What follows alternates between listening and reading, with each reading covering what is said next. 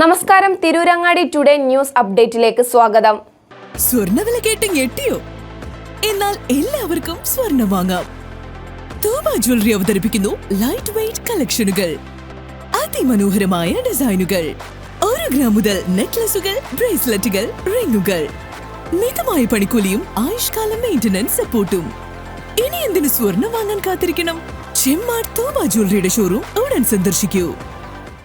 വാർത്തകൾ വിശദമായി. ചെമ്മാട് ശബരിമല തീർത്ഥാടകർ സഞ്ചരിച്ച വാഹനം താഴ്ചയിലേക്ക് മറിഞ്ഞ് അപകടം.